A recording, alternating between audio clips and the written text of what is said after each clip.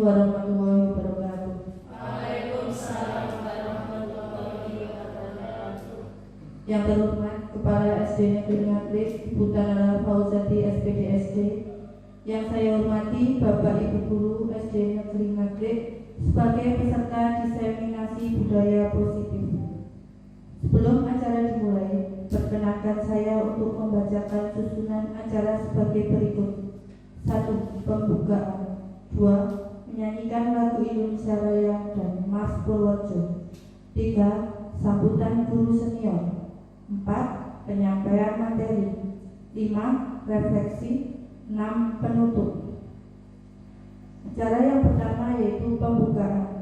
Marilah kita buka acara diseminasi budaya positif hari ini dengan membaca basmalah bersama-sama. Bismillahirrahmanirrahim. Acara selanjutnya adalah menyanyikan lagu Indonesia Raya dilanjutkan Mars Purworejo. Hadirin dimohon berdiri. Pada petugas waktu dan tempat dipersilakan.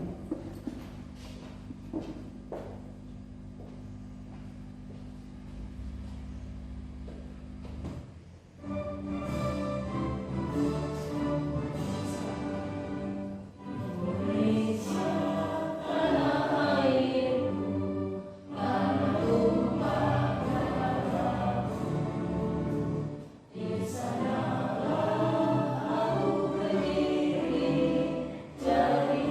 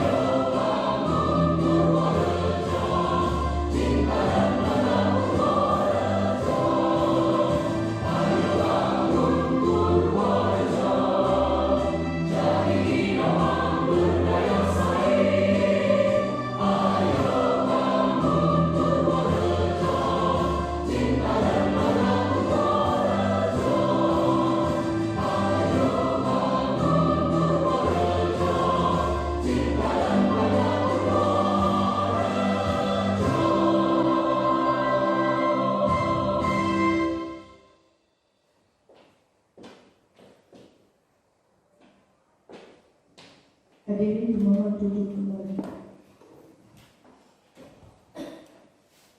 Acara yang ketiga adalah sambutan dari guru senior kepada Bapak Menteri Jalil SPDI. Waktu dan tempat dipersilakan.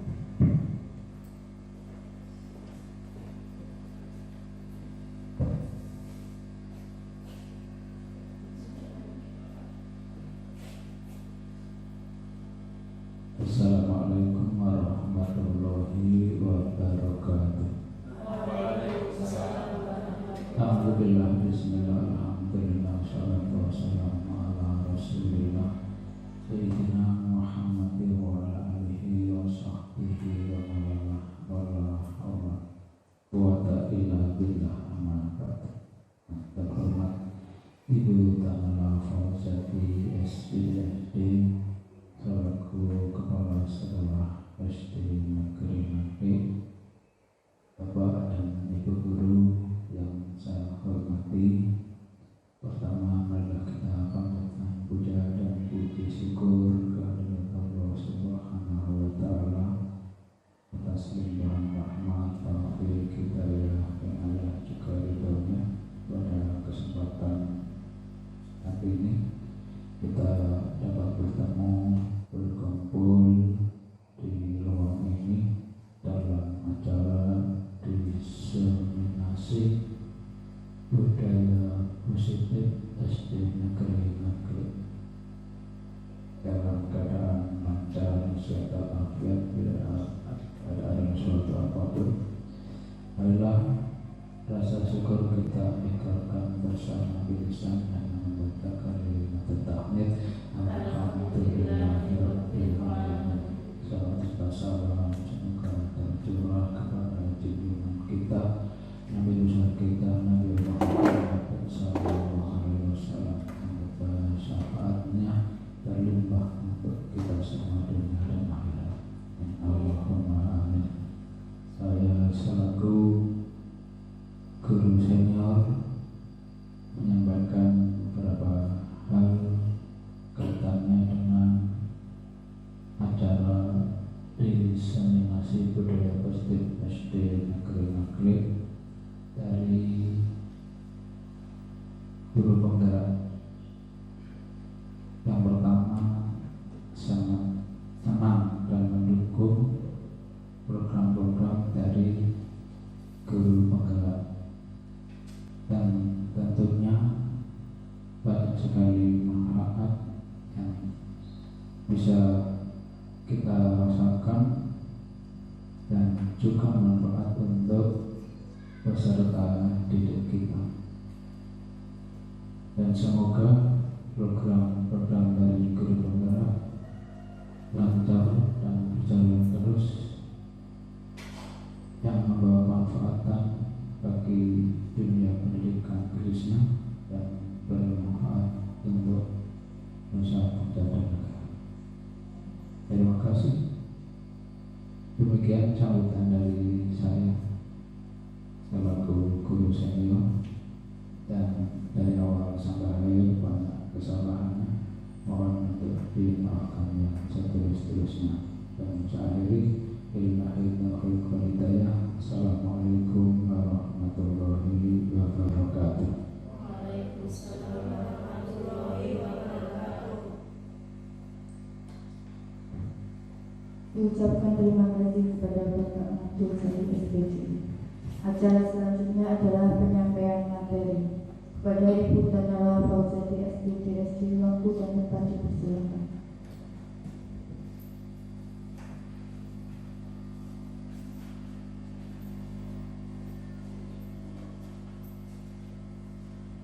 Assalamualaikum warahmatullahi wabarakatuh. Yang saya hormati Bapak dan Ibu Guru SD Negeri Nagri, pertama-tama marilah kita panjatkan puji syukur kehadirat Allah Subhanahu wa Ta'ala atas segala limpahan rahmat, taufik, hidayah serta inayahnya, sehingga pada siang hari ini kita dapat berkumpul bersilaturahim di ruangan kelas 5 SD Negeri Ngaglik dalam acara diseminasi budaya positif dengan lancar tanpa ada halangan suatu apapun. Untuk itu marilah kita ikrarkan rasa syukur kita bilisan dengan mengucapkan kalimat tauhid, alhamdulillahirabbil alamin. Bapak Ibu guru yang saya hormati, saya mengucapkan terima kasih sekali atas kehadiran Bapak Ibu sudah berkenan menyempatkan diri untuk memenuhi undangan saya untuk mengikuti diseminasi budaya positif di SD Negeri Ngaglik. Yang akan saya sampaikan sebagai calon guru penggerak Angkatan 6 Kabupaten Purworejo pada hari ini, Senin 14 November tahun 2022. Perlu Bapak Ibu ketahui, kegiatan diseminasi budaya positif ini merupakan program atau pendidikan di guru penggerak yang harus dilaksanakan oleh para calon guru penggerak. Nah, mudah-mudahan nanti apa yang saya sampaikan dapat bermanfaat untuk kita semua dan untuk anak didik kita. Langsung saja Bapak Ibu, saya mulai untuk kegiatan diseminasi budaya positif. Yang pertama yaitu kesepakatan kegiatan untuk kegiatan siang hari ini. Yang pertama yaitu setiap peserta memiliki kesempatan untuk bertanya ataupun menyampaikan pendapat. Jadi nanti silakan Bapak Ibu kalau mau bertanya dipersilakan, atau mau menyampaikan pendapat juga dipersilakan. Yang kedua, saling menghormati. Yang ketiga, jika ada yang berbicara, peserta yang lain mendengarkan. Selanjutnya, mengikuti kegiatan dengan perasaan gembira. Bapak Ibu semuanya gembira? Alhamdulillah. Dengan perasaan gembira nantinya mudah-mudahan apa yang saya sampaikan nanti dapat diterima dengan baik, dan Bapak Ibu guru juga menerimanya dengan perasaan yang ikhlas dan gembira juga.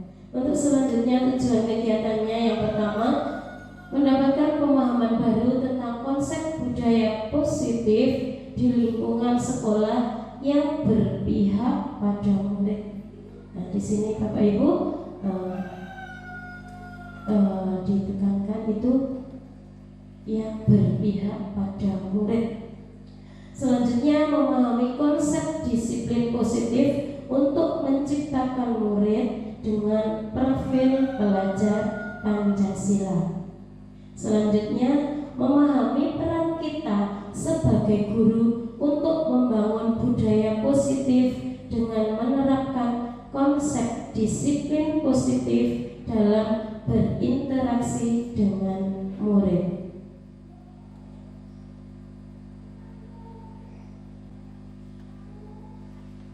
Sebagai pengantar Bapak Ibu, sebelum ke materi yang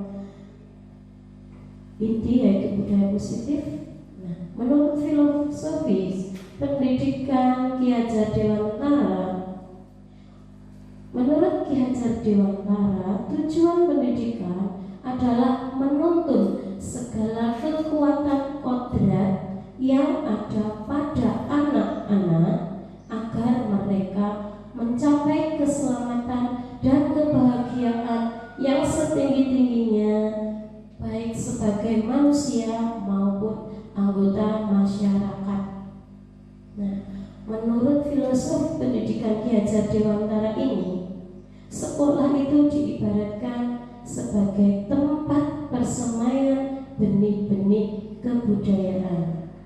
Sementara anak didik kita itu diibaratkan sebagai benihnya, dan kita sebagai guru itu diibaratkan sebagai seorang petani. Nah, peran kita di dalam pengibaratan tadi itu kita sebagai petani, Bapak Ibu. Nah, anak didik kita sebagai benih-benih yang akan kita semai. Kita sebagai petani akan menanam benih-benih itu di tempat persemaian. Nah, tempat persemaiannya seperti apa? Itu adalah sekolah kita, Bapak Ibu. Nah, anak-anak yang datang dari rumah ke sekolah, mereka sebagai benih-benih dengan memiliki potensi yang bermacam-macam. Ibarat benih, ada benih yang berkualitas, ada benih yang kurang berkualitas. Kita semai bersama-sama di sekolah, Bapak Ibu, di tempat persemaian. Nah, bagaimana akan jadinya benih itu tumbuh kembangnya dia? Nah, itulah Bapak Ibu. Di sini peran kita sebagai petani untuk mendapatkan hasil dari benih yang kita tanam itu supaya dia tumbuh dengan maksimal. Nah, apa yang perlu kita lakukan sebagai petani? Kita perlu merawatnya, dipupuk, disemai, diberi mungkin obatan atau apa saja untuk menghasilkan hasil yang maksimal.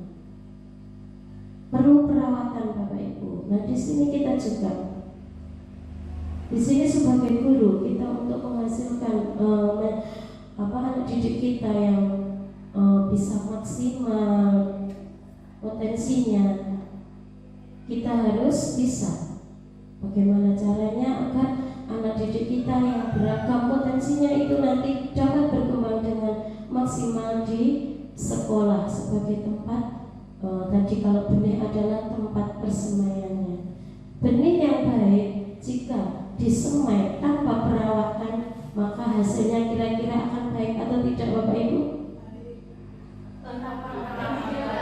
Tanpa adanya perawatan dari kita, didiamkan saja, kita cuek, tidak ada perhatian, tidak ada kasih sayang, kira-kira dapat tumbuh dengan baik tidak? Nah, gagal panen. Demikian juga benih yang sebaliknya, benih yang kurang baik, kalau kita rawat dengan baik, kita beri kasih sayang, kita rawat sayang, kita siangi, kita beri pupuk dan lain-lain, kira-kira nanti bisa maksimal lebih baik atau tidak, Bapak Ibu? Bisa, Bapak Ibu. Maka dari itu mari kita bersama-sama, Bapak Ibu, dari filosofis yang disampaikan oleh Ki Hajar Dewantara itu, nah, kita di sini sebagai penuntun, Bapak Ibu guru. Kita sifatnya menuntun, bukan menuntut. Berbeda nih, Bapak Ibu guru di sekolah itu kita sifatnya menuntun anak agar potensi-potensi yang dimilikinya dapat berkembang dengan optimal atau maksimal sesuai dengan kodrat alam dan kodrat zamannya. Nah, sebelumnya lagi ini ada pernyataan yang dituliskan di sini, ada 3, Bapak Ibu. Yang pertama, nanti Bapak Ibu setuju atau tidak setuju ya? 1. Hukuman dapat mendisiplinkan anak. Setuju tidak, Bapak Ibu? Silakan berpendapat, boleh. Setuju, tidak setuju, tidak ada yang salah. Mohon, setuju atau tidak setuju? Setuju. Ya. Yang kedua, pemberian hukuman dengan hal positif dapat meningkatkan disiplin anak. Setuju? Setuju. Yang ketiga, memberi penghargaan dapat meningkatkan motivasi belajar anak.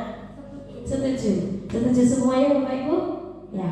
Nanti setelah kita belajar bersama, nanti Bapak Ibu akan mengetahui harusnya kita itu setuju atau tidak setuju. Ya. Ya, lanjut Mas Ibu. Nah, dalam kegiatan diseminasi budaya positif kali ini yang akan kita pelajari, yang akan saya sampaikan yang pertama yaitu disiplin positif dan nilai-nilai kebajikan universal. Yang kedua, teori motivasi, hukum, penghargaan, dan restitusi. Yang ketiga, keyakinan kelas. Yang keempat, kebutuhan dasar manusia. 5, restitusi. 5, posisi kontrol. Dan yang keenam, restitusi segitiga restitusi. Nanti kita akan pelajari satu persatu. Nah, yang pertama yaitu budaya positif. Budaya positif di sekolah sangatlah penting untuk mengembangkan anak-anak yang memiliki karakter yang kuat sesuai profil pelajar Pancasila. Yang kedua, pentingnya membangun budaya positif di sekolah sesuai dengan filosofis pendidikan Ki Hajar Dewantara, yaitu pendidikan yang berpihak pada murid untuk membantu bapak dan ibu mencapai visi. Kita punya visi ya Bapak Ibu ya. Nah, salah satunya nanti untuk mencapai visi tersebut kita salah satu usaha kita, cara kita untuk mencapainya yaitu dengan membangun budaya positif di sekolah, tentunya yang berpihak pada murid. Jadi kita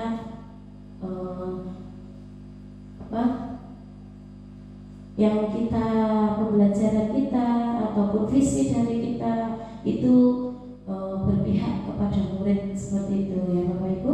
Selanjutnya, peran seorang pemimpin pada sebuah institusi dalam menggerakkan dan memotivasi warga sekolah agar memiliki, meyakini dan menerapkan visi atau nilai-nilai kebajikan yang disepakati sehingga tercipta budaya positif yang berpihak pada murid. Yang keempat, dalam membangun budaya positif tersebut kita akan meninjau lebih dalam tentang strategi menumbuhkan lingkungan yang positif dan melakukan refleksi atas penerapan disiplin yang dilakukan selama ini di lingkungan sekolah kita.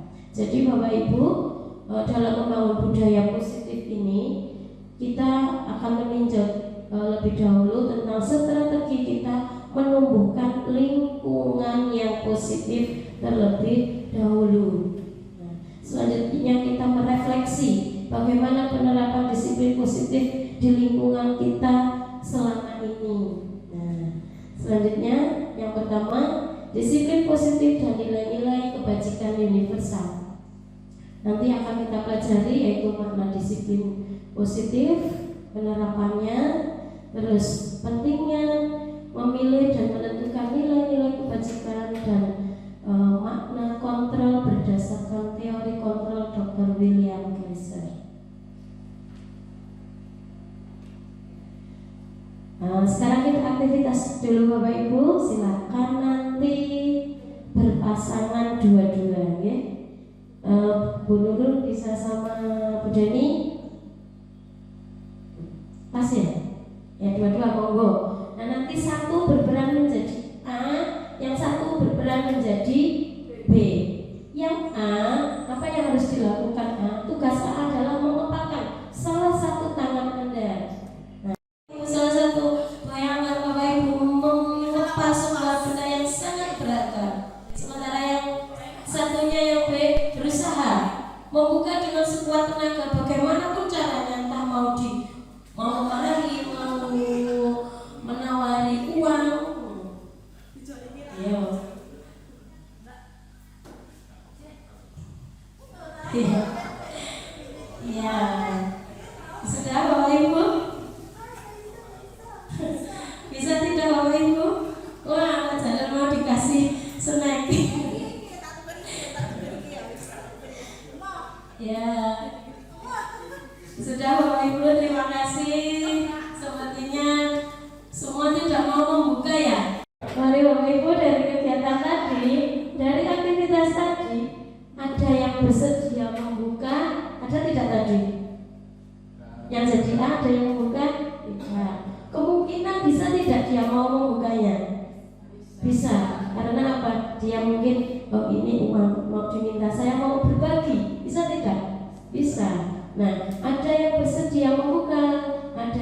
tidak tetap bertahan menutup kepalan tangannya? Siapakah yang sesungguhnya memegang kontrol, yang menutup kepalan tangan, atau yang berusaha dengan segala cara membuka kepalan tangan rekannya? Siapa yang memegang kontrol, Bapak Ibu? Kita sendiri. Jadi bagaimanapun cara orang lain mau mengontrol kita, kalau diri kita tidak mengizinkan, bisa tidak Bapak Ibu? Tidak. Nah, jawabannya tentu kita sendiri Bapak Ibu yang memegang kontrol atas diri kita sendiri.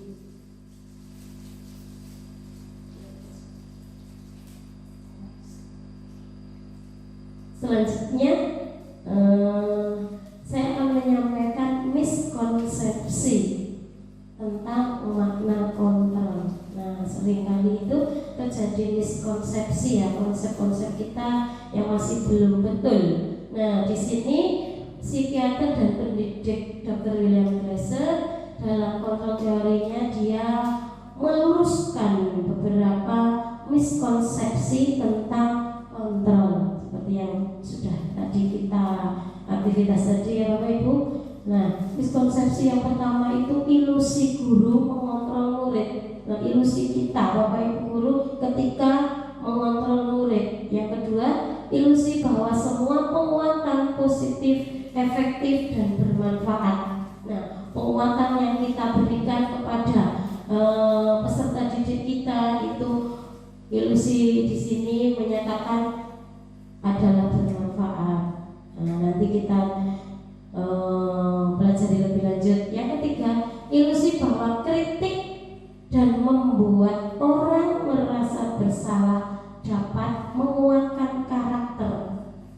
Kritik dari kita ini, kita di sekolah ya, kritik kita dan kita membuat murid kita merasa bersalah, itu dapat menguatkan karakter. Nah, inilah miskonsepsi itu. Yang keempat, ilusi bahwa orang dewasa memiliki hak untuk memaksa. Nah, ini juga sebuah miskonsepsi. Orang dewasa itu berhak, dia punya hak untuk memaksa. Nah, ini miskonsepsi, konsep-konsep yang kadang masih belum betul, ya masih. Nah, yang pertama, ilusi guru mengontrol murid. Pada dasarnya kita tidak dapat memaksa murid untuk sesuatu jikalau murid tersebut memilih untuk tidak melakukannya. Seperti aktivitas kita tadi Bapak Ibu, kita paksa teman kita tadi, bagaimana caranya? Kalau yang bersangkutan tidak mau, ya tetap kita tidak akan berhasil.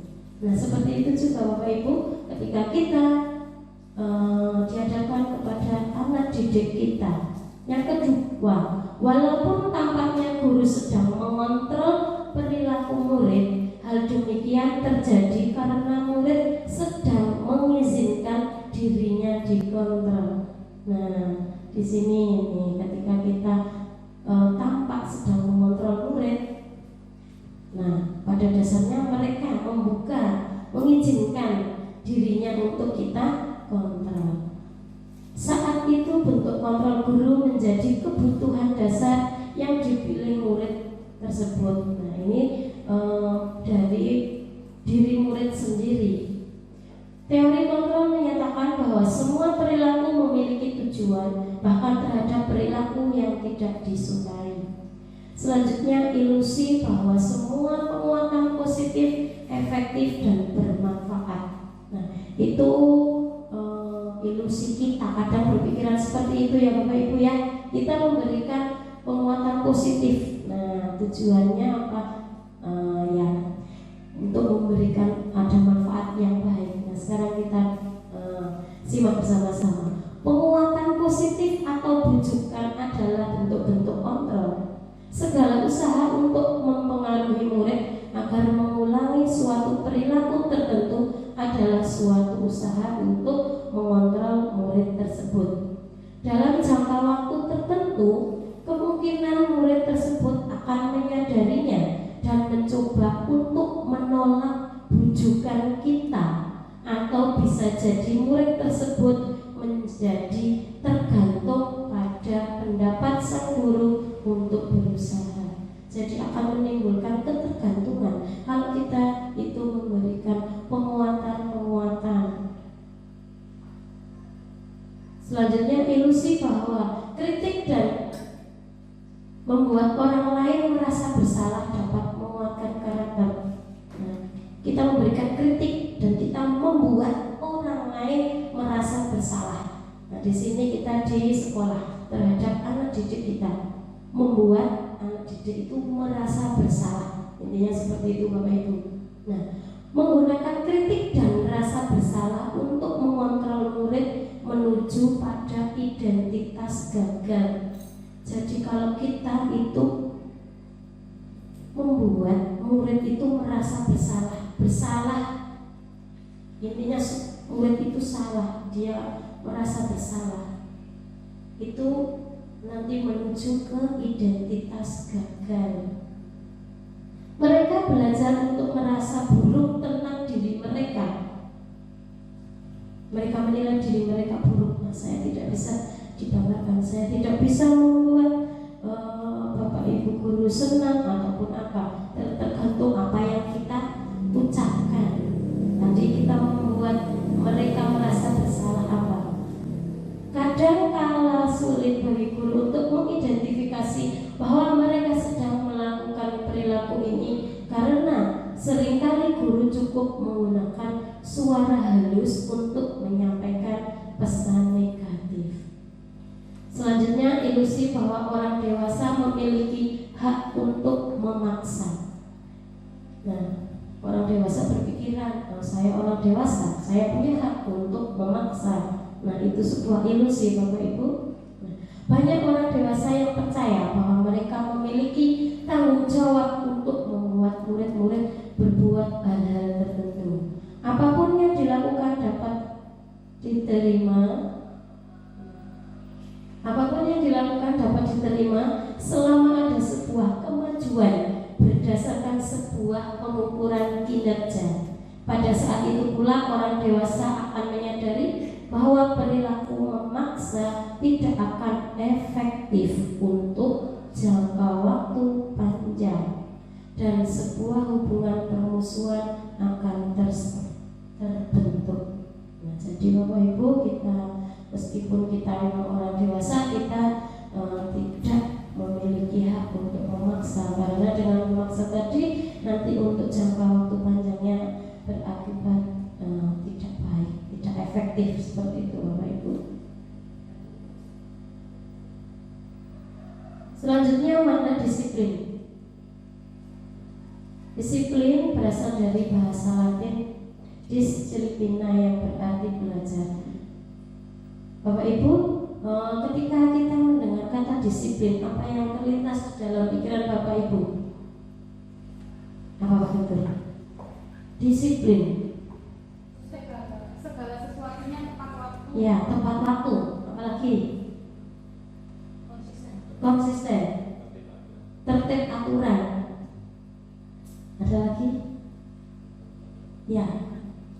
Dari selama ini seperti itu ya Bapak Ibu. Saya juga kemarin ketika mendengar kata disiplin ya seperti itu, tepat waktu, tertib, sesuai aturan. Nah, makna asal dari kata ini berkonotasi dengan disiplin diri dari murid-murid Sokrates dan Plato. Disiplin membuat orang menggali potensinya menuju sebuah tujuan apa yang dia hargai. Namun dalam budaya kita, makna kata disiplin telah berubah menjadi sesuatu yang dilakukan seseorang pada orang lain untuk mendapatkan kepatuhan. Nah, ini Bapak Ibu, umumnya menghubungkan kata disiplin dengan ketidaknyamanan. Tidak nyaman ya kalau mendengar kata disiplin.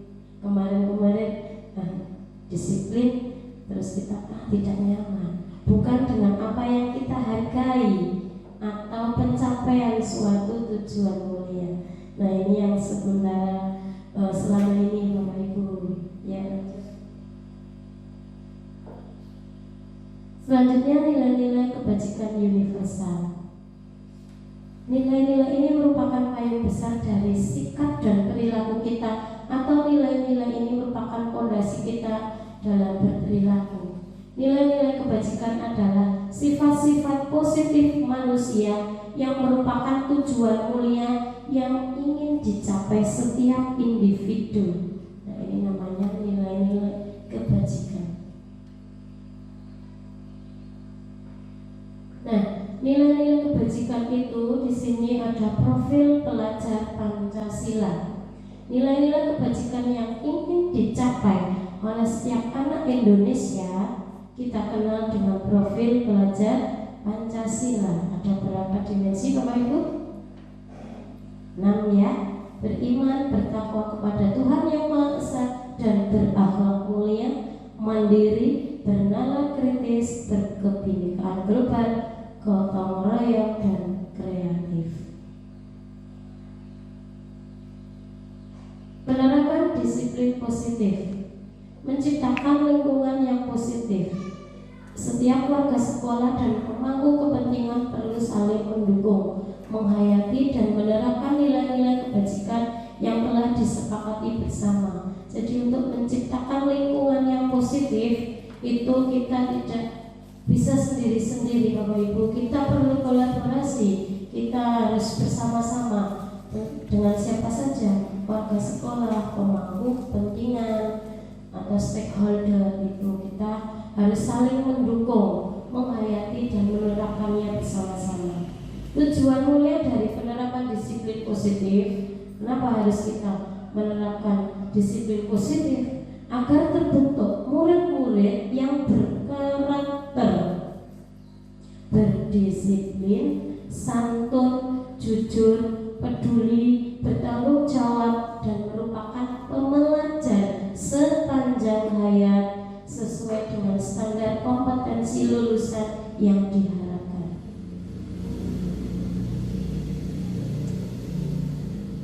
Yang kedua, teori motivasi, hukuman, penghargaan, dan restitusi. Nanti ada pendekatan restitusi, hukuman, dan penghargaan, dan konsep teori motivasi. Teori motivasi perilaku manusia.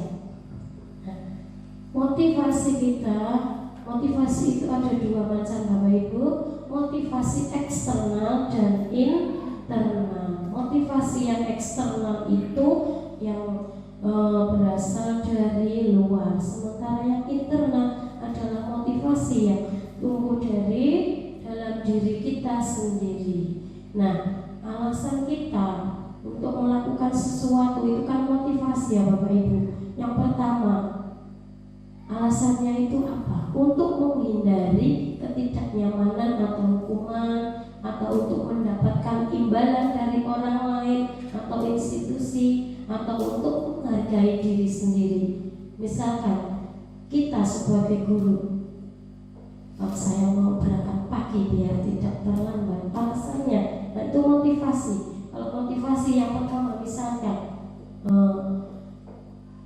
untuk menghindari ketidaknyamanan. Nanti kalau saya terlambat, nanti saya dibicarakan teman-teman di sekolah, saya tidak nyaman, makanya saya tidak boleh terlambat. Nah itu motivasi, termasuk motivasi eksternal.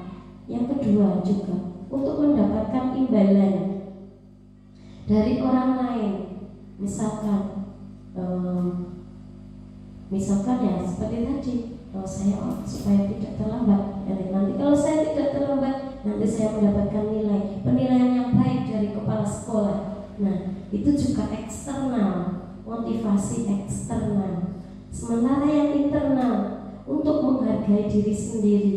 Nah itu memang tanggung jawab saya, dan saya harus melaksanakan dengan penuh tanggung jawab. Nah itu internal, berasal dari dalam diri kita sendiri. Nah inilah nanti yang akan kita tanamkan pada anak didik kita. Kita akan menanamkan motivasi internal yang tumbuh dari anak didik kita. Mari lihat diri kita sendiri. Apa motivasi Anda melakukan sesuatu. Sementara ini motivasi Bapak Ibu melakukan sesuatu itu cenderung yang mana? Menghindari hukuman, mendapatkan pujian, atau menghargai diri sendiri?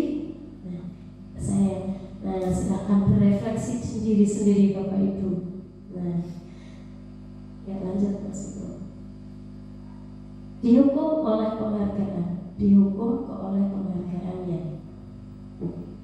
Penghargaan itu bahwa penghargaan berlaku sama dengan hukuman. Kalau kita memberikan penghargaan itu berlakunya sama dengan hukuman.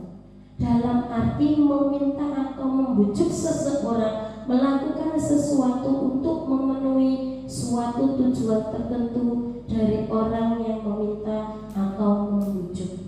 Dorongannya eksternal dan ada faktor ketergantungan. Kalau dorongannya dari eksternal itu akan ada ketergantungan. Anak-anak didik kita akan ketergantungan. Lanjut Mas. Nah, sekarang Bapak Ibu coba kita pahami bersama-sama. Di sini ada hukuman dan juga ada konsekuensi. Nah, tindakan kita, tindakan guru ya. Nah, nanti Bapak Ibu bisa menentukan itu sebuah hukuman atau konsekuensi. Yang nomor 1, mencatat 100 kali di dalam buku kalimat saya tidak akan terlambat lagi karena terlambat ke sekolah.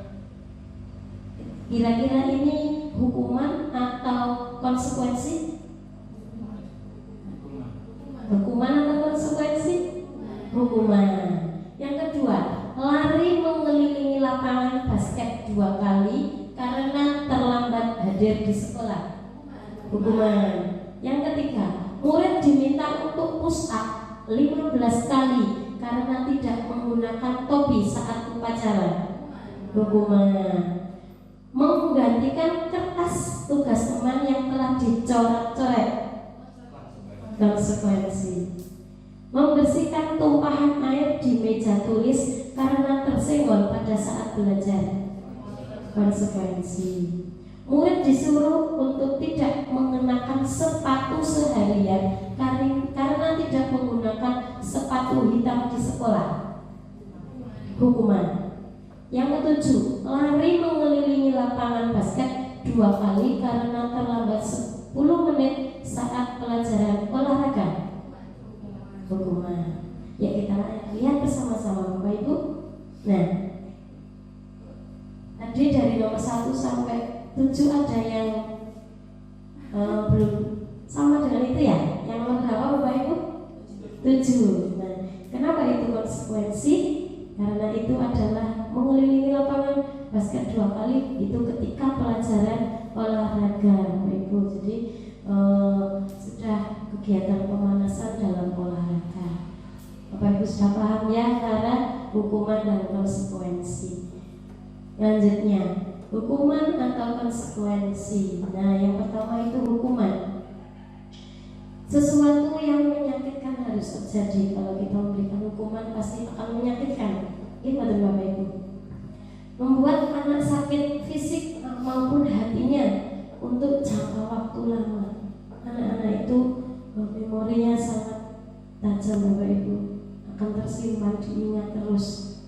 Terus anak membenci kedisiplinan. Justru dengan memberikan hukuman itu malah mereka anak-anak itu akan semakin membenci kedisiplinan.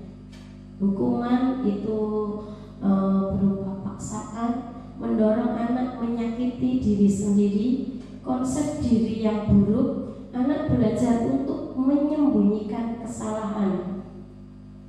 Terus marah, rasa bersalah, dipermalukan, merasa tidak dihargai. Ketika kita memberikan hukuman itu yang anak-anak bisa merasa tidak dihargai dan dipermalukan di teman-teman pada teman-teman yang lain. Terus yang konsekuensi, sesuatu harus terjadi membuat anak merasa tidak nyaman dalam jangka waktu pendek. Dalam jangka waktu pendek itu tidak nyaman. Anak menghargai disiplin. tulus dan tanggapan, mendorong anak agar mudah menyesuaikan diri, konsep diri yang baik, anak belajar untuk mematuhi peraturan, kehilangan hak, dibuat tidak nyaman, diasingkan untuk sementara, sifatnya hanya sementara atau jangka pendek. Yang ketiga, kita akan membicarakan tentang keyakinan kelas. Mengapa tidak peraturan saja? Mengapa harus keyakinan kelas? Nah, Bapak Ibu, kita itu di sini dalam pembelajaran ini kita akan tadi mempelajari tentang keyakinan kelas ya Bapak Ibu. Nah, mengapa kita memiliki peraturan tentang penggunaan helm saat mengendarai sepeda motor? Nah, itu berupa peraturan ya Bapak Ibu. Ketika kita mengendarai sepeda motor itu kita harus pakai helm, itu peraturan. Mengapa kita harus menerapkan 5M? Nah, itu juga aturan. Mengapa kita punya peraturan untuk tepat waktu datang ke pelatihan? Nah, nilai-nilai keselamatan dan kesehatan yang disebutkan tadi, mengapa kita perlu pakai helm? Kira-kira supaya apa Bapak Ibu? Aman, selamat, gimana? Nah, mengapa kita harus menerapkan 5M? Apa? Supaya sehat. Nah, kesehatan itu Bapak Ibu. Tadi keselamatan untuk yang kita perlu pakai helm. Nah, nilai-nilai keselamatan dan kesehatan inilah yang disebut sebagai suatu keyakinan, yaitu nilai-nilai kebajikan universal yang disepakati secara tersirat dan tersurat, lepas dari latar belakang suku, negara, bahasa maupun agama. Nah, keyakinan kelas ini perlu kita bentuk Bapak Ibu, kita buat keyakinan kelas untuk menuju ke budaya positif. Nah, ini adalah contoh kesepakatan kelas Bapak Ibu. Beda tidak kesepakatan kelas dengan keyakinan kelas? Berbeda ya Bapak Ibu. Nah, keyakinan kelas itu berawal dari kesepakatan kelas terlebih dahulu. Nah, di masing-masing kelas kita membuat kesepakatan kelas. Nah, contohnya Bapak Ibu, ketika membuat kesepakatan kelas itu kita menggunakan kata-kata yang positif. Jangan, lebih baiknya tidak menggunakan kata-kata tidak. Tapi di sini masih ada satu, itu nanti kita coba bersama-sama untuk membetulkannya, membuat menjadi yang lebih baik. Datang tepat waktu, mengucapkan salam. Nah, itu kesepakatan kelas di kelas masing-masing nanti bisa dibuat dari masing-masing anak. Nanti diminta kesepakatan untuk kelas kita bagaimana. Nah, nanti ketika anak berpendapat menyampaikan apa yang mereka inginkan, kesepakatan dari kelasnya nanti dirangkum menjadi satu, terus nanti akan menjadi sebuah kesepakatan kelas. Contohnya ini, datang tepat waktu, mengucapkan salam, menjaga kebersihan sekolah, berdoa sebelum dan sesudah kegiatan, aktif dalam pembelajaran. Kami guru dan murid yang saling menyayangi. Kami murid yang semangat belajar.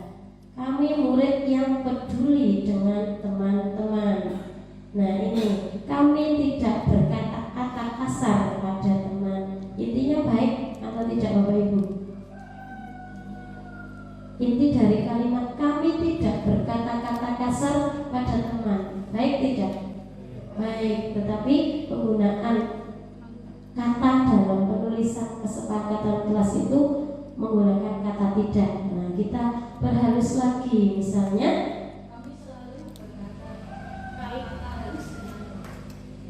kami selalu berkata yang sopan dengan teman. Ya, betul sekali Mbak Deni. Kami murid yang peduli kebersihan. Nah, nanti bisa diterapkan di kelas masing-masing Bapak Ibu untuk membuat kesepakatan kelas. Nah, tentunya di kelas rendah masih perlu bimbingan yang sangat ekstra. Yang selanjutnya, peraturan dan keyakinan kelas. Peraturan 1, selalu kembalikan buku ke tempatnya. Ini peraturan ya Bapak Ibu. Nah, dilarang mengganggu orang lain, itu peraturan. Hadir di sekolah 15 menit sebelum pembelajaran dimulai. Dilarang melakukan kekerasan, dilarang menggunakan narkoba, bergantian atau menunggu giliran. Gunakan masker, jangan berlari di kelas atau koridor. Nah, nomor 1 sampai 8 ini merupakan peraturan. Kita punya peraturan tidak di sekolah Bapak Ibu?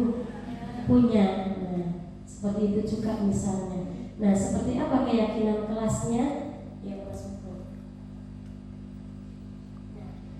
Dari peraturan itu, keyakinan kelasnya adalah selalu kembalikan buku ke tempatnya. Keyakinan kelasnya adalah tanggung jawab. Di sini kita mengajarkan untuk tanggung jawab dengan peraturan, selalu kembalikan buku ke tempatnya.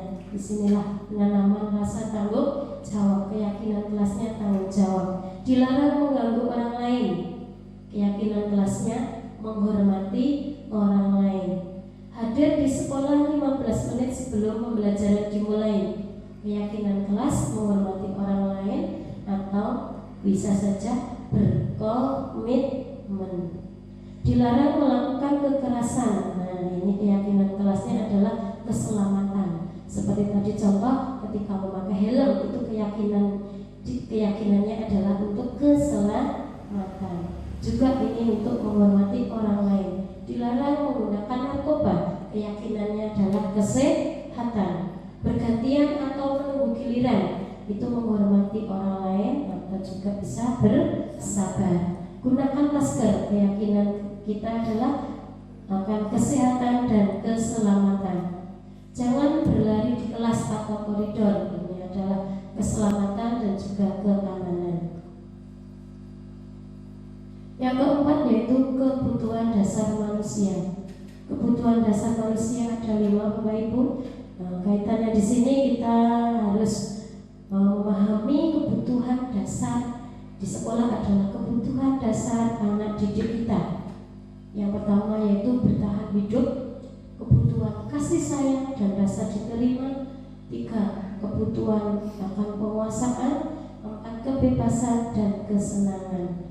Nah, kelima kebutuhan ini adalah juga dimiliki kebutuhan oleh anak didik kita. Jadi kita di sekolah sebagai pendidik berusaha ketika melaksanakan pembelajaran untuk bisa memenuhi kebutuhan dari peserta didik kita yang kaitannya dengan pembelajaran di sekolah. Nah, ini penjelasan dari masing-masing kebutuhan tadi. Untuk kebutuhan bertahan hidup itu kebutuhan bersifat fisiologis, kesehatan, rumah dan makan. Kebutuhan kasih sayang dan rasa diterima, kebutuhan akan hubungan dan koneksi sosial, kesenangan, kebutuhan untuk mencari kesenangan, bermain dan tertawa. Jadi anak-anak itu masih senang bermain. Jadi pembelajaran kita itu Bapak Ibu dengan metode atau cara penyampaiannya itu dengan bermain, karena itu akan lebih sesuai dengan usia anak-anak yang cenderung masih senang bermain. Untuk kebutuhan kebebasan, kebutuhan akan kemandirian, otonomi, memiliki pilihan dan mampu mengendalikan arah hidup seseorang. Yang selanjutnya kebutuhan akan penguasaan, keinginan untuk dianggap berharga. Nah, anak juga punya kebutuhan ini Bapak Ibu. Dia punya keinginan untuk dianggap berharga. Jadi ketika kita membuat mereka bersalah, nah mereka akan merasa tidak berharga. Berarti kita belum bisa memenuhi kebutuhan mereka di di sekolah akan kebutuhan penguasaan. Yang kelima yaitu restitusi. Yang pertama tentang 5 posisi kontrol.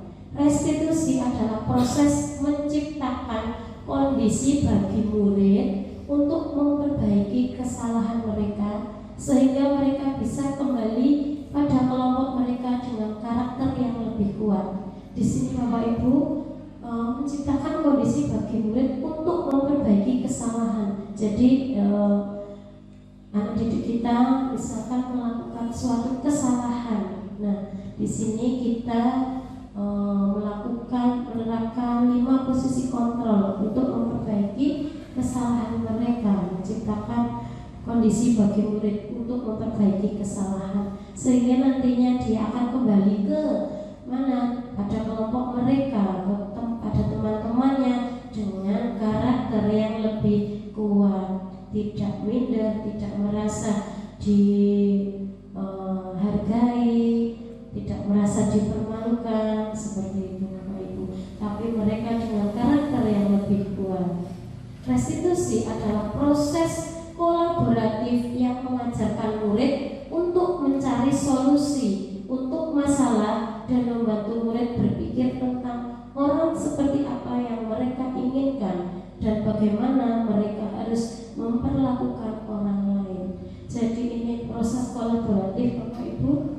Nah, nanti mengajarkan murid mencari solusi ketika anak melakukan kesalahan atau melanggar aturan.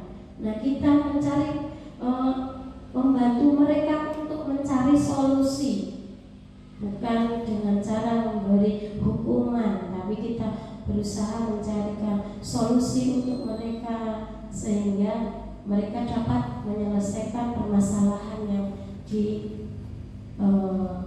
tadi.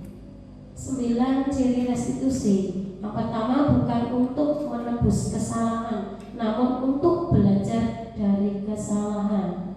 Nah, di sini anak didik kita melakukan kesalahan dengan diberikan restitusi itu bukan untuk menebus kesalahan mereka, tetapi untuk belajar dari kesalahan itu agar anak-anak didik kita mereka menjadi lebih dapat menentukan solusi dan menjadi pribadi yang lebih baik lagi.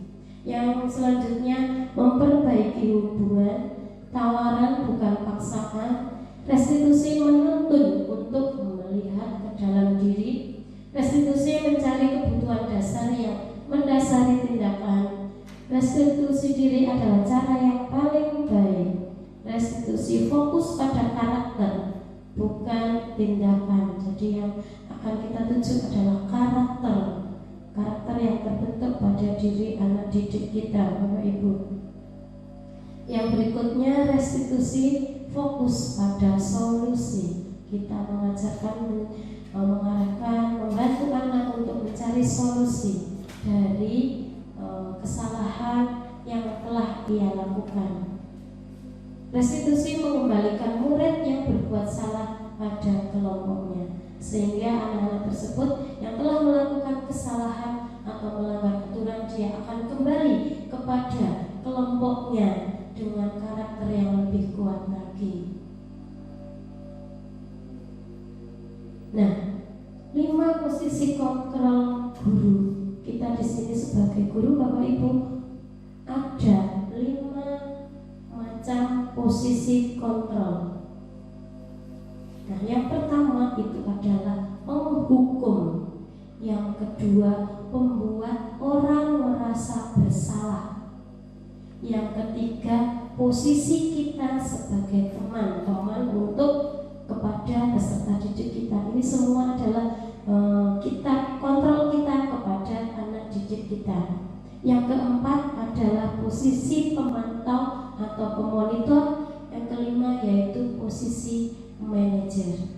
Nah, untuk lebih jelasnya silakan Bapak Ibu guru mengamati video berikut ini. Ini untuk posisi kontrol apa Bapak Ibu? Menghukum. Sini kamu. Selamat pagi, Bu. Selalu terlambat. Kamu deh, pasti terlambat. Maaf, Bu. Saya Apa? Apa coba? Alasan kamu apa lagi?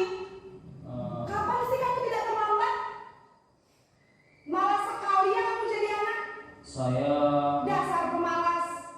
Gak kapok-kapok sih kamu. Sudah berapa kali terlambat? Sana, kamu keliling lapangan basket 2 kali. kenapa saya harus keliling lapangan basket, Bu? Kenapa? Kamu melawan ibu? Berani-beraninya jawab. Sudah terlambat, masih berani jawab enggak? Sekarang, keliling lapangan basket 5 kali sekalian. Biar kapok. Cepat. Pergi sana ke lapangan basket.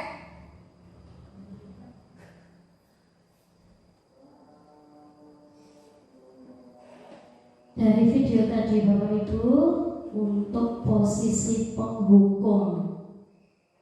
Ketika kita memposisikan diri kita menjadi seorang penghukum, berbicara dengan nada tinggi, menghardik, menunjuk-nunjuk, kamu itu, berkaca pinggang, membentak, menyakiti, dan menyindir.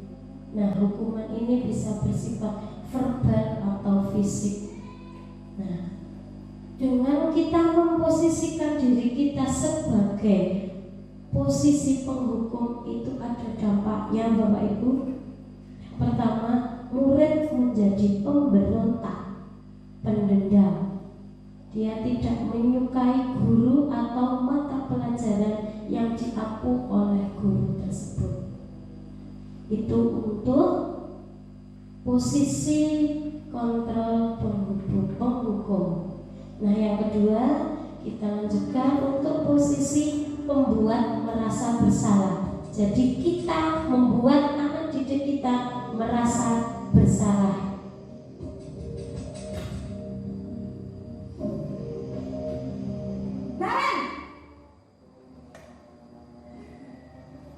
Ini kasusnya tetap sama ya, kemarin yang terlambat sekolah, masuk sekolah. Kamu kenapa terlambat lagi, nak? Ya Tuhan, Naren. Kamu senang ya bikin ibu susah ya?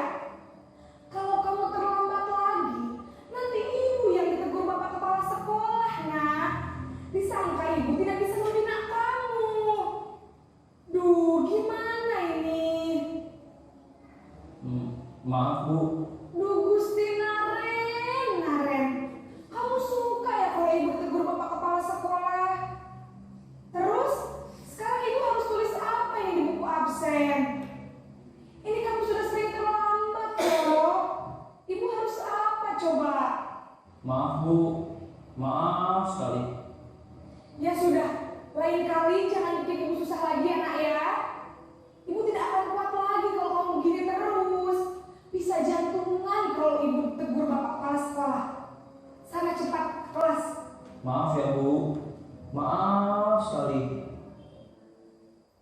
Nah, itu tadi Bapak Ibu, itu adalah contoh ketika seorang guru menerapkan posisi kontrol sebagai pembuat merasa bersalah.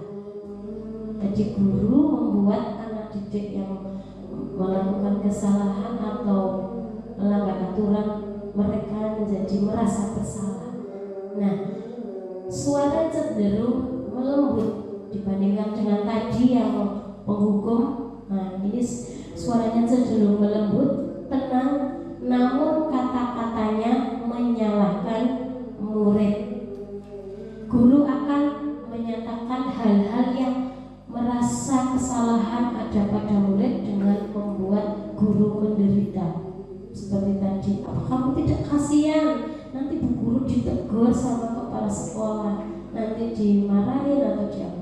Nah, itu malah menyalahkan ke siswa. Nah, disinilah ini membuat merasa bersalah ketika kita seperti itu.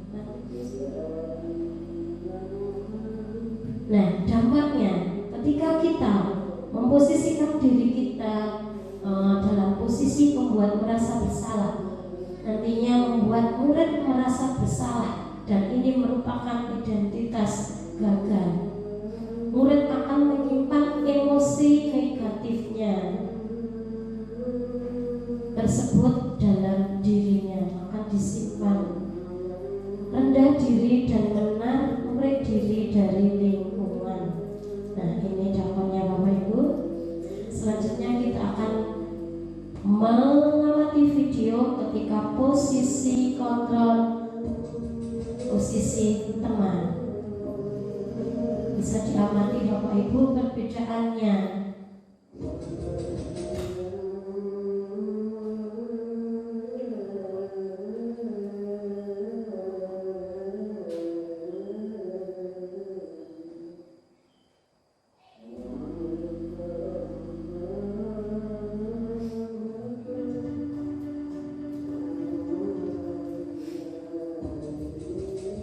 Ini juga masih Naren Bapak Ibu yang terlambat masuk sekolah, tetapi dengan penerapan posisi kontrol yang berbeda-beda. Selamat pagi Bu. Wah, sudah jam berapa ini nak? Terlambat lagi ya sayang. Iya Bu, habis ibu saya lupa bangunkan saya Bu. Kamu malah menyalahkan ibu kamu. Kamu bukannya anak yang larinya paling kencang. Kok terlambat sih? Iya Bu, saya memang terlambat bangun tadi. Jadi biarpun saya lari kencang, tetap gak kekejar Bu. Ya sudah sana. Nanti lain kali larinya lebih kencang lagi ya. Biar gak terlambat lagi. Bikin seneng ibu. Demi ibu. Bisa kan? Bisa lah Bu. Ya sudah sana masuk kelas. Ibu beresin urusan absen kamu. Kamu ini ada-ada saja. Nah, itu Bapak Ibu, itu posisi kontrol, posisi teman.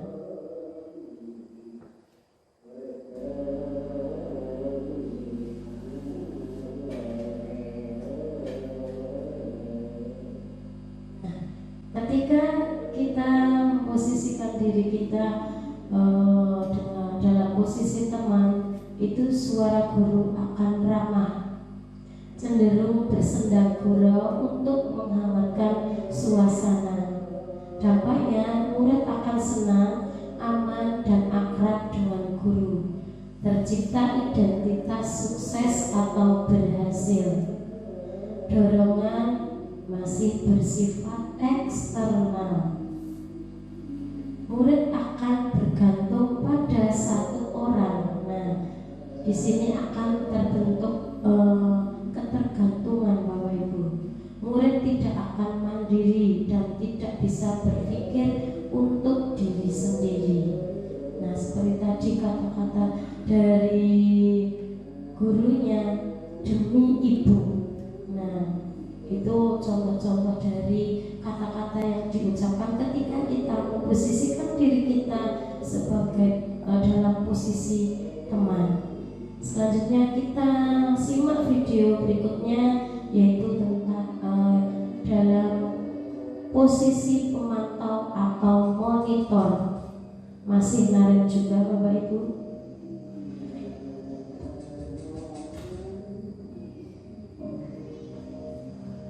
Naren!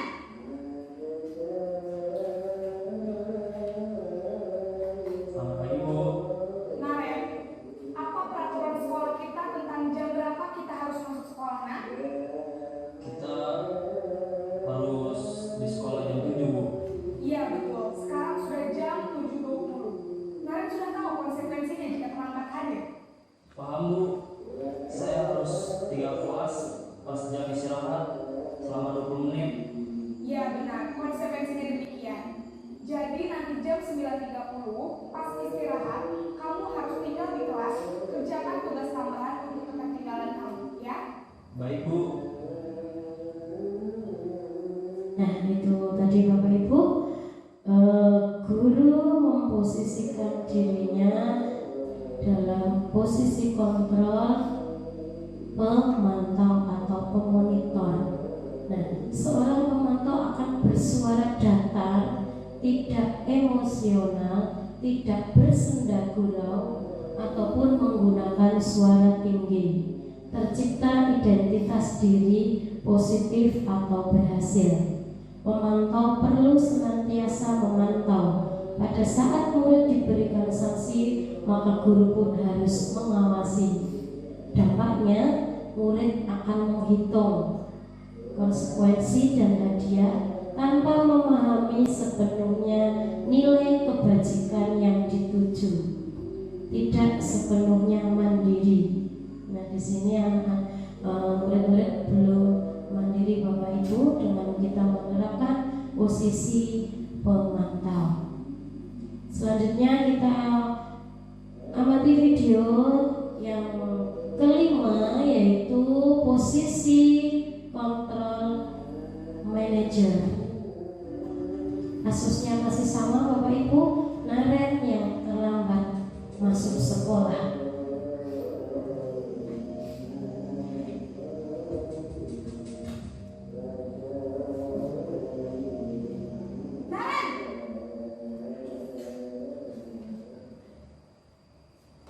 Selamat pagi Bu. Selamat pagi Naren. Maaf Bu, saya terlambat. Iya, sekolah masuknya jam 7, sekarang sudah jam 7.20. Jadi sekarang bagaimana ya Naren? Maaf Bu, saya lupa setelah saya semalam. Baiklah, menurut kamu, keyakinan sekolah yang mana yang perlu kamu tingkatkan? Menghargai diri sendiri dan orang lain mungkin ya Bu. Setuju. Jadi, apakah Naren meyakini prinsip saling menghormati tersebut? Iya Bu, saya meyakininya. Apakah Naren bersedia memperbaiki masalah keterlambatan ini? Bersedia Bu. Bagaimana kamu akan perbaiki masalah keterlambatan ini? Saya akan coba untuk tidak lupa menyetel alarm saya Bu.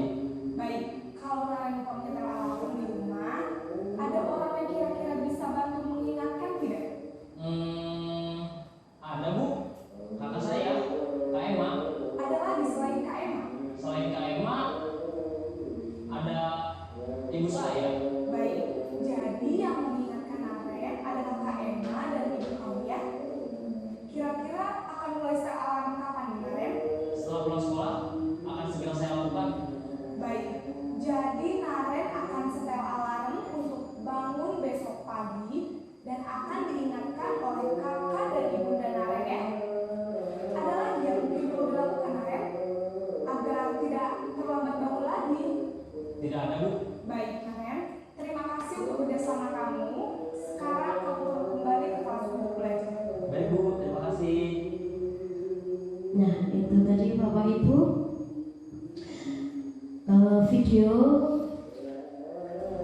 yang menempatkan diri posisi sebagai seorang manajer.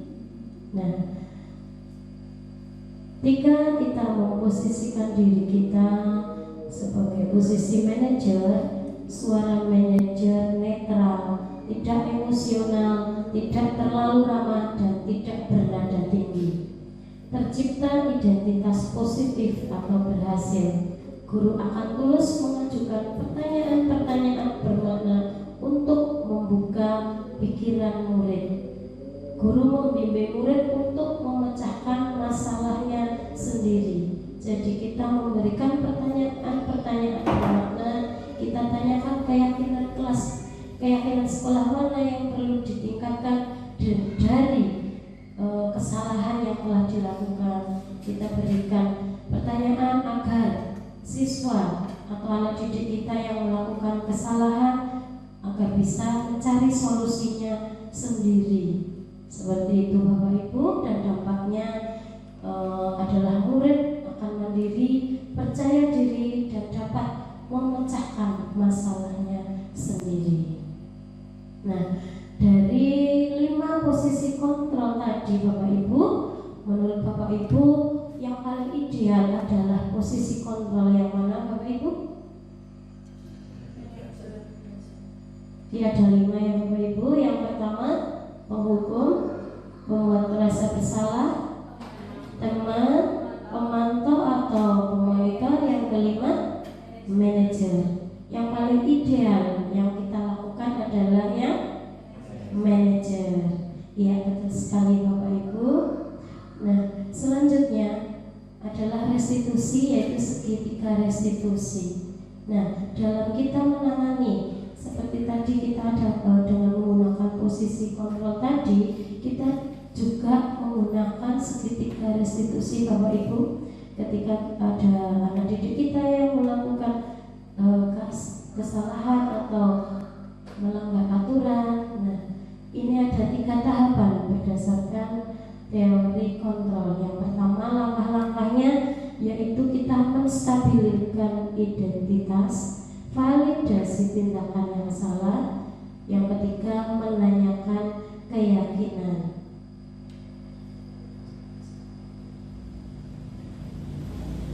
Seperti ini Bapak Ibu untuk segitiga restitusi. Tahapan yang pertama seperti tadi yang saya sampaikan, menstabilkan identitas. Dengan kalau ada anak didik kita yang misalkan terlambat, nah kita kata-kata apa yang kita sampaikan ketika kita menstabilkan identitas. Setiap orang pasti pernah melakukan kesalahan. Kita bilang seperti itu kepada anak didik kita yang pernah melanggar aturan. Misalkan ya tadi, kalau kemarin saya itu sama Mbak apa namanya, Izati ya. Nah, Mbak Izati itu dia mencontek. Nah, ketika menstabilkan identitas, mencontek saat ulangan, kita menstabilkan identitasnya dengan setiap orang pasti pernah melakukan kesalahan. Dulu Bu Guru ketika masih sekolah juga pernah melakukan seperti itu. Nah, kamu bukan satu-satunya yang pernah melakukan kesalahan ini. Nah, itu namanya kita menstabilkan identitas. Langkah selanjutnya, kalau kita sudah menstabilkan identitas terhadap anak didik kita yang melakukan kesalahan, itu kita validasi tindakan yang salah. Kamu tentu punya alasan mengapa melakukan itu. Kamu kenapa kok tadi menyontek saat ulangan? Adakah cara yang lebih efektif untuk mendapatkan apa yang kamu butuhkan? Nanti dari pertanyaan ini anak pasti akan menjawab. Misalkan kamu tentu punya alasan, kenapa kamu tadi mencontek Mbak? Nanti dia akan menjawab, semalam saya tidak belajar Bu, saya bermain HP misalkan. Kita beri pertanyaan lebih lanjut lagi. Adakah cara yang lebih efektif untuk mendapatkan apa yang kamu butuhkan supaya kamu tidak mencontek lagi? Nah, nanti anak akan mengutarakan. Nah, itu merupakan menjadi solusi secara dari menjawab pertanyaan-pertanyaan dari kita itu menjadi solusi dari permasalahan dari anak didik kita. Itu namanya validasi tindakan yang salah. Yang berikutnya adalah menanyakan keyakinan. Keyakinan kelas apa yang telah kita sepakati tadi di dalam video yang posisi kontrol manager juga ditanyakan keyakinan. Tadi menghormati atau menghargai diri dan orang lain. Kamu ingin menjadi orang yang seperti apa? Kalau dia sudah menjawab, terus bagaimana? Nah, itu merupakan hasil dari dirinya sendiri, apa yang mereka jawab, dan itu berasal dari dorongan internal Bapak Ibu. Nah, ini yang kita tuju itu dari anak didik kita, itu dorongan yang bersifat internal dari dalam diri anak didik kita. Nah, dari menstabilkan identitas, kalimat yang biasa digunakan sudah saya jelaskan tadi. Berbuat salah itu tidak apa-apa, tidak ada manusia yang sempurna. Saya juga pernah melakukan kesalahan seperti itu. Kita bisa menyelesaikan ini. Bapak Ibu tidak tertarik mencari siapa yang salah, tapi Bapak Ibu ingin mencari solusi dari permasalahan ini. Kita mau ucapkan berkata pada didik kita, Bapak Ibu, guru di sini tidak akan mencari siapa yang salah, tapi Bu Guru di sini sini akan membantu mencari solusi untuk permasalahanmu. Seperti itu. Kamu berhak merasa begitu. Apakah kamu sudah menjadi teman yang baik buat dirimu sendiri? Nah, ini Bapak Ibu, ini untuk validasi. Tadi yang pertama ya. Sekarang yang kedua, validasi tindakan yang salah. Kalimat yang biasa digunakan padahal kamu bisa melakukan yang lebih buruk dari ini ya. Kamu pasti punya alasan mengapa melakukan hal itu. Kamu patut bangga pada dirimu sendiri karena kamu telah melindungi sesuatu yang penting buatmu. Kamu boleh mempertahankan sikap itu, tapi kamu harus menambah sikap yang baru. Yang ketiga, menanyakan keyakinan. Kalimat yang digunakan yaitu apa yang kita percaya sebagai kelas atau keluarga, apa nilai-nilai umum yang telah kita sepakati, apa bayangan kita tentang kelas yang ideal, dan kamu mau jadi orang seperti apa. Nah, Bapak Ibu guru yang hebat, mari kita berkolaborasi bersama, saling mendukung demi terwujudnya budaya positif di sekolah yang kita cintai ini. Mari Bapak Ibu bersama-sama saya mengajak untuk kita berkolaborasi dan saling mendukung. Itu saja Bapak Ibu guru untuk penyampaian diseminasi budaya positif kali ini.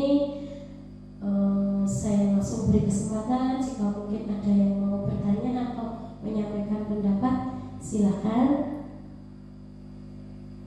Ada atau tidak? Kalau tidak, ya tidak apa-apa. Kita lanjutkan acara yang selanjutnya. Terima kasih Bapak Ibu guru. Tentunya dalam menyampaikan materi dalam kegiatan diseminasi budaya positif kali ini banyak kesalahan dan kekurangan. Saya mohon maaf yang setulus-tulusnya. Saya akhiri. Wassalamualaikum warahmatullahi wabarakatuh.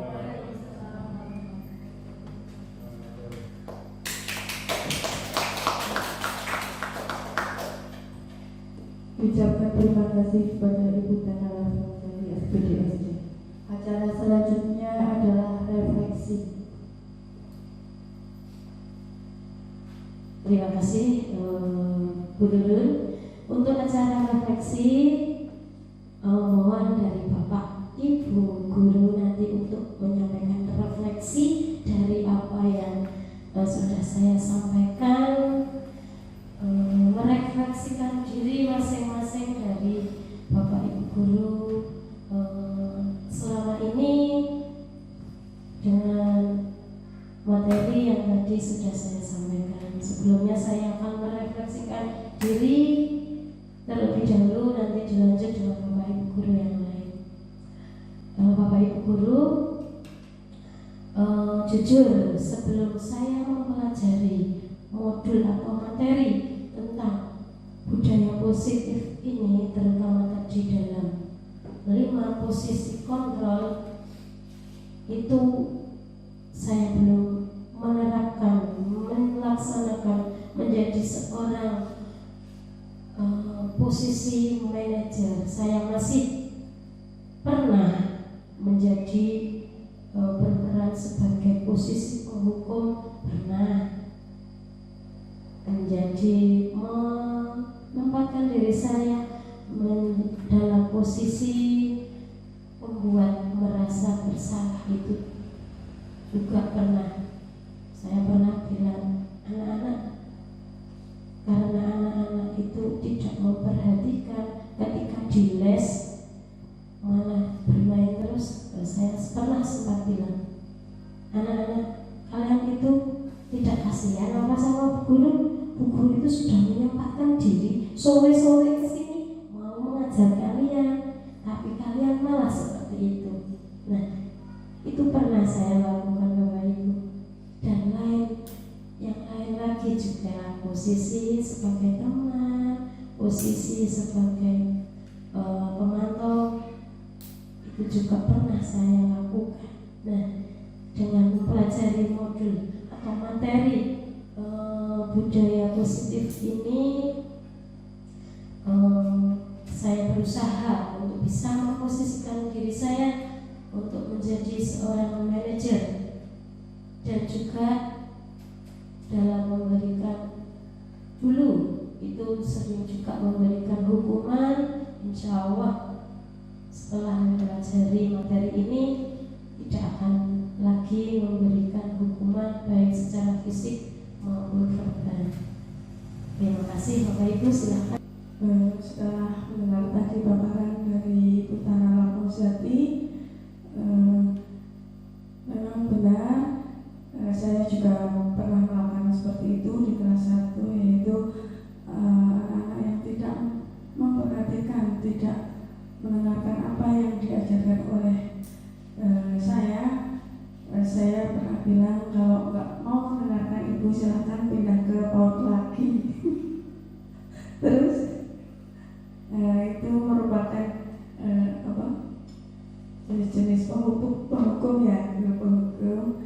Kedepannya dari pembelajaran budaya positif ini saya akan berusaha menjadi yang lebih baik lagi. Begitu dari saya, refleksi dari saya. Terima kasih.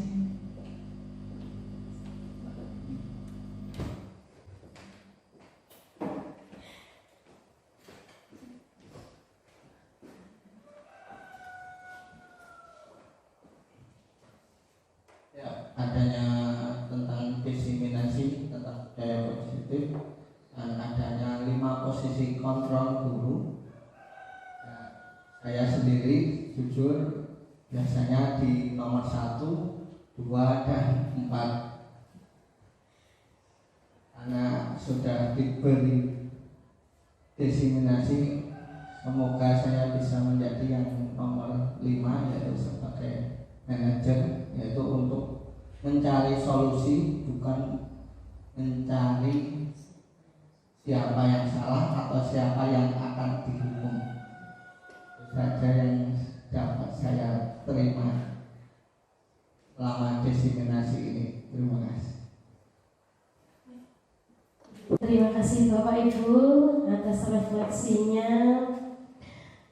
Sebagian sama nih Bapak Ibu, dengan belum mengetahuinya tentang 5 posisi kontrol guru, kita masih memposisikan diri kita masih di level 1, 2, 3, 4, belum sampai ke posisi yang kelima, yaitu manajer. Nah, dari yang Bapak Ibu guru sampaikan tadi, mari bersama-sama tadi Bapak Ibu guru berharap bisa untuk menerapkan, memposisikan diri sebagai manajer. Mari bersama-sama kita berusaha untuk menempatkan diri kita dalam posisi manajer, sehingga akan membawa pengaruh yang lebih baik untuk anak didik kita dan sekolah kita. Terima kasih Bapak Ibu, sekali lagi saya ucapkan.